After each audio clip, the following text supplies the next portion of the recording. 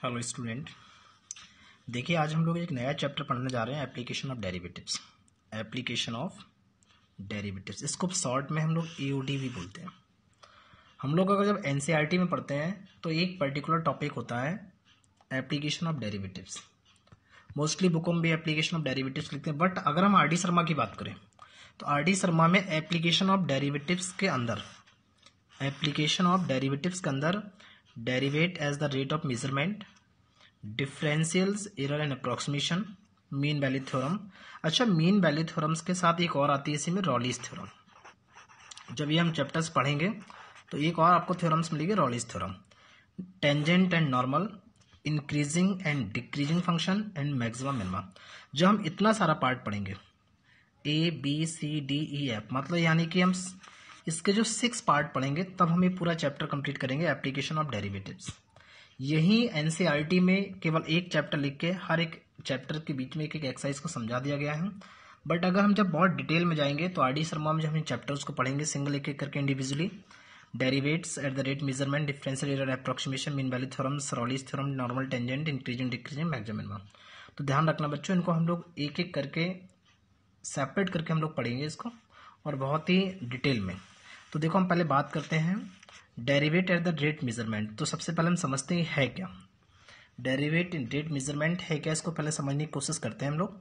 देखिए बेटा, Y equal to F X, कोई भी फंक्शन को हम लोग Y equal to F X, be a function variable small X, ये फंक्शन जो दिख रहा है Y equal to F X, ये एक्स वेरिएबल में एक फंक्शन दिया गया।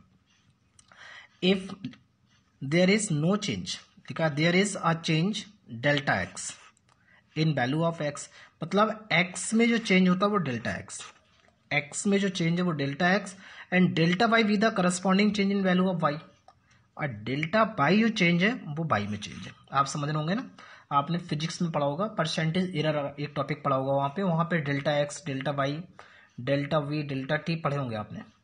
ठीक है, जब वॉल्यूम में चेंज डेल्टा वी होता है, एरिया में चेंज डेल्टा ए होता है, टाइम में चेंज डेल्टा टी होता है, एक्स में चेंज डेल्टा एक्स होता है, और वाई में चेंज डेल्टा वाई होता है। आपने पढ़े होंगे फिजिक्स में, एक टॉपिक मिला होगा आपको, परसेंटेज एरर। तो देखो बेटा, drive Y equal to F X भी कोई फंक्शन है variable small X, if there is a change of delta X in the value of X and delta Y in the corresponding value of Y. Now delta Y upon delta X, delta Y upon delta X respected the change in Y with respect to X, change in Y with respect to X. अगर X, delta x change to X है, delta Y change the value of Y है, तो delta Y upon delta X in change Y with respect to X, यानी कि Y upon X. Delta Y upon delta X average rate of change Y with respect to X, average change Y with respect, यानी delta Y upon delta X को हम लोग Y upon x जब बोलेंगे तो बोलेंगे average change with respect to X, average change with respect to X. लेकिन जब हम लोग डेल्टा लिमिट, ध्यान रखना बेटा इसको, limit delta X tends to 0, delta Y upon delta X हो जाए, delta limit delta X tends to 0, delta X से जो 0 को टेंस कर रहा है, बट 0 नहीं है, ध्यान रखना इस बात को। 0 को टेंस करने का मतलब है 0 से बहुत छोटा सा, या तो ज्यादा है या फिर उससे कम है। जैसे मतलब 1 के नियर अबाउट टू वैल्यू क्या होगी, 0.9999 या 1.000000। तो ध्यान रखना, delta X tends to 0, D Y upon D X को बोलते हैं, delta Y upon delta X को बोलते हैं डीवाई अपॉन डी एक्स, और इसको बोलते हैं हम लोग instantaneous rate of change by with respect to X. अच्छा, इंस्टेंटेनियस मतलब होता है तुरंत। अगर करंटली अगर हम लोग change by with respect to X करें तो उसको हम लोग delta Y upon delta X, limit delta X tends to 0 equal to D Y upon D X होता है। तो अच्छा, ये था हमारा रेट ऑफ मेजरमेंट का एक सिंपल सा कॉन्सेप्ट। इसी पे एक डेफिनेशन बनती है मार्जिनल कॉस्ट। मार्जिनल कॉस्ट, इसको हम लोग शॉर्ट में एमसी बोलते हैं, मार्जिनल कॉस्ट। मार्जिनल कॉस्ट होती क्या है? If the rate of change of the total cost, if the rate of change of total cost C with respect to number of unit X produce. ध्यान रखना इस बात को कि जो मार्जिनल कॉस्ट होती है, मार्जिनल कॉस्ट को हम एमसी बोलते हैं, और मार्जिनल कॉस्ट किसके इक्वल होती है कि जो टोटल कॉस्ट है, टोटल कॉस्ट का differentiate with respect to unit number produce, जितने नंबर का प्रोडक्शन किया जा रहा है किसी कंपनी में 20 आर्टिकल्स का प्रोडक्शन किया जा रहा है या किसी भी चीज का प्रोडक्ट किया जा रहा है, जितने यूनिट है उसका एक्स का यूनिट, उसके रिस्पेक्ट में हम डिफरेंशिएट करते हैं तो मार्जिनल कॉस्ट मिलती है। आपको क्या मिलती है? मार्जिनल कॉस्ट मिलती है। Marginal cost equal to D over D C, D over D X of C. C क्या है? Total cost. सी क्या है? Total cost. एक्स क्या है? यूनिट, प्रोडक्शन यूनिट, जितना प्रोडक्ट कर रहे हैं प्रोडक्शन यूनिट है X. Marginal cost equal to D over D X of C. Marginal cost equal to D over D X of C. Marginal cost equal to D over D X of C, where C is total cost, X is number of articles produce, X number of articles. थोड़ा समझना बेटा इसके बाद आती है आपकी marginal revenue. Revenue समझते होंगे ना, राजस्व कर होता है ना, जैसे टैक्स बोलते हैं हम लोग जिसको, मार्जिनल रेवेन्यू। देखिए if the rate of change of the total revenue, वहां पे टोटल कॉस्ट था, याद रखना आप, यहाँ पे टोटल रेवेन्यू है। जब हम मार्जिनल रेवेन्यू की बात करते हैं, इसको शॉर्ट में हम लोग एमआर बोलते हैं।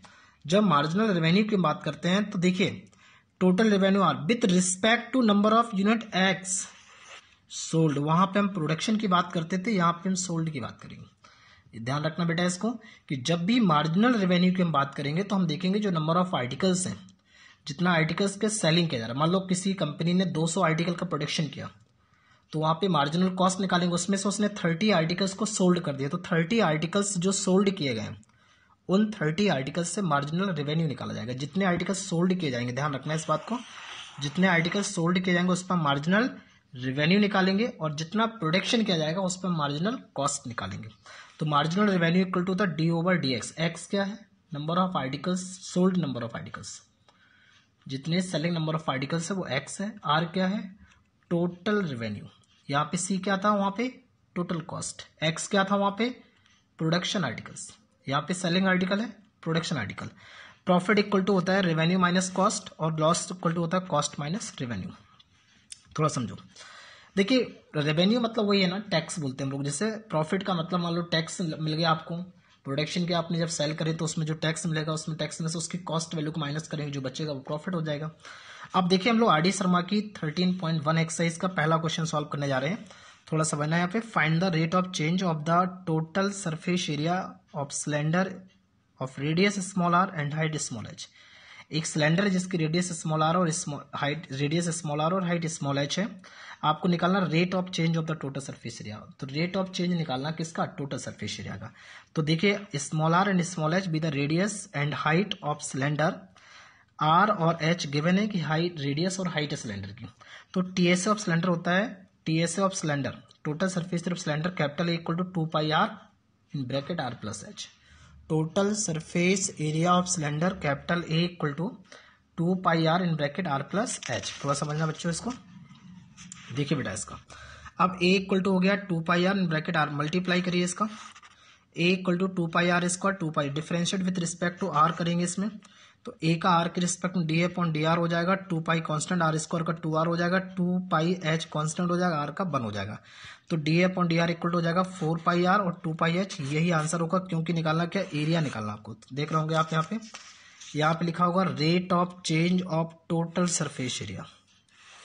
टोटल सरफेस एरिया का रेट ऑफ चेंज निकालना है। तो टोटल सरफेस एरिया का रेट ऑफ चेंज मतलब डी अपॉन डी आर की वैल्यू कितनी, थोड़ा सा इसको भी समझ लेना। देखिए जैसे डी, मान लिया यहाँ पे D R upon D T है, तो आर क्या है? रेडियस। आर क्या है? रेडियस, यानी कि 1 dimension with respect to time कितना, तो इसको सेंटीमीटर पर सेकेंड बोल सकते हैं, मीटर पर सेकेंड बोल सकते हैं। अगर टाइम मिनट में है तो मीटर पर मिनट बोल सकते हैं। जैसे मान लो D A upon D T हो जाए, ए क्या है? एरिया, तो सेंटीमीटर स्क्वायर पर सेकेंड होगा। ये सेंटीमीटर स्क्वायर पर मिनट होगा या metre square per second, metre square per minute, मतलब यूनिट देखते हैं। एरिया अगर मीटर में है तो मीटर स्क्वायर, टाइम सेकेंड में। तो ध्यान रखना यहाँ पर अगर एरिया है तो यहाँ पे स्क्वायर होगा, यहाँ पे अगर 1 डायमेंशन है तो यहाँ पे सेंटीमीटर मीटर इस तरह से होगा। यहाँ पे डीवी अपॉन अगर डीटी हो जाए तो सेंटीमीटर क्यूब पर सेकेंड होगा। ध्यान से समझना बेटा इसको, सेंटीमीटर क्यूब पर सेकेंड होगा। तो देखिए अगला क्वेश्चन आ रहा है आपके सामने। Find the rate of the change of the volume of sphere. Find the rate of change, किसका रेट ऑफ चेंज निकालना है? Rate of change of volume निकालना है स्फीयर का। वॉल्यूम का rate of change with respect to diameter, diameter के respect निकालना। किसके रिस्पेक्ट निकालना है? डायमीटर के रिस्पेक्ट में निकालना है, तो इसका मतलब हुआ अगर volume with respect to diameter निकालना है, जैसे हम लोग volume with respect to radius हो तो D V upon D R, volume with respect to time हो तो D V upon D T, volume with respect to diameter है तो D V upon D D, D होगा जो लास्ट वाला डायमीटर का काम करेगा। तो वॉल्यूम ऑफ, देखिए let small R be the radius of sphere, let small R be the radius of sphere, तो वॉल्यूम ऑफ स्फीयर क्या होता है 4/3 पाई आर क्यू। अब देखिए डी जो होता है, डी डायमीटर एक होता है 2 times of the radius, D equal to 2 R, तो आर की वैल्यू जो फाइंड आउट होगी R equal to D upon 2, V equal to 4/3 pi, R के प्लेस पर डी अपॉन 2 सब्स्टिट्यूट किया तो वी इक्वल टू आ गया pi upon 6 D cube, where D is diameter, where D is diameter, ध्यान से समझना बेटा इसको। देखिए यहाँ पे V equal to pi upon 6 D cube, differentiate with respect to D, D diameter, यहाँ पे डायमीटर के रिस्पेक्ट निकालना आपसे पूछा गया है, volume with respect to change, rate of change, volume with respect to diameter, rate of change, volume of sphere with respect to diameter, diameter के respect में निकालना, अगर रेडियस के रिस्पेक्ट में निकालना होता तो डी की जगह पे आर रखते, अगर वॉल्यूम को सरफेस एरिया के रिस्पेक्ट में निकालना होता तो D V upon D S करते, ध्यान से समझना बेटा इसको, तो D V upon D D, pi upon 6 D cube का हो जाएगा 3 डी स्क्वायर, 3 से 6 2 times pi D square upon 2, where D is diameter, D क्या है इसका डायमीटर, डी क्या है इसका डायमीटर। अगला क्वेश्चन आ रहा है आपके पास, find the rate of change of the volume of sphere with respect to surface area. देखिए रेट ऑफ चेंज, किसका रेट ऑफ चेंज निकालना, वॉल्यूम ऑफ स्फीयर का, वॉल्यूम ऑफ स्फीयर का रेट ऑफ चेंज निकालना, मतलब डीवी किसके respect में निकालना, with respect to surface area, मतलब with respect to surface area मतलब डीवी अपॉन डीएस, समझ रहे होंगे बच्चों, डीवी अपॉन डीएस फाइंड करना, जबकि उन्होंने दे रखा है कि रेडियस जो है वो 2 centimetre, late small R be the radius of sphere. मान लिया कि किसी स्फीयर की रेडियस अगर स्मॉल आर है तो उसका वॉल्यूम होगा 4/3 पाई आर क्यू और उसका सरफेस एरिया होगा 4 पाई आर स्क्वायर। अगर वॉल्यूम 4/3 पाई आर क्यू और surface area 4/3 pi R square होगा तो surface area S equal to 4 pi R square, differentiate with respect to R किया, D S upon D R equal to हो जाएगा 8 pi R, इसको equation number first मान लिया।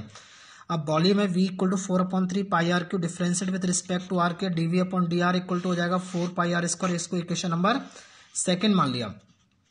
जब आप सेकंड अपॉन फर्स्ट करेंगे तो D V upon D S equal to हो जाएगा 4 pi R square upon 8 pi R, R upon 2 आ जाएगा, जबकि दिया गया है volume with respect to surface area, volume with respect to surface area D V upon D S, अगर volume with respect to radius करता तो डीवी अपॉन डी आर, अगर volume with respect to diameter करता तो डीवी अपॉन डी डी, अगर volume with respect to time करता तो D V upon D T, अगर volume with respect to surface area तो डीवी अपॉन डी एस। तो D V upon D S R equal to 2 रखेंगे, are equal to 2/2 करेंगे तो 1 हो जाएगा, तो आर की वैल्यू कितनी होगी 1। अगला क्वेश्चन आपके पास आ रहा है, total revenue receive from the sale of X unit, देखो सेलिंग दिखा, of a product is given by R X equal to 13x square plus का 26x आर एक्स, मतलब revenue. Find marginal revenue when x equal to 7, marginal revenue निकालना जब x की value क्या हो 7 हो, तो आर एक्स इक्वल टू देगा 13x स्क्वायर प्लस का 26x प्लस का 15, आर एक्स क्या है मार्जिनल रेवेन्यू, x क्या है सेलिंग आर्टिकल्स, अगर सी एक्स होता तो मार्जिनल कॉस्ट होता, differentiate with respect to R करेंगे, डी अपॉन एक्स करेंगे, D upon D R, D upon D X of R X हो जाएगा, इसका डिफरेंशिएट किया बेटा ये आ जाएगा, तो D over D X of R X, X equal to 7 पे निकालेंगे, 26 इंटू 7 प्लस 1 करेंगे तो वैल्यू आएगी 208, और 208 क्या आ रही है मार्जिनल रेवेन्यू, क्या आ रही है मार्जिनल रेवेन्यू। ठीक, यहाँ से आगे कुछ क्वेश्चन सेम दिए गए हैं, इसी पैटर्न का थोड़ा इसको रिलेट करके उन क्वेश्चनों को सॉल्व करने की कोशिश करिए, जो नहीं है उनको पूछते जाइएगा। अब हम लोग सिस्टमैटिक एक एक करके क्वेश्चन सॉल्व करते चलेंगे। Okay, thank you.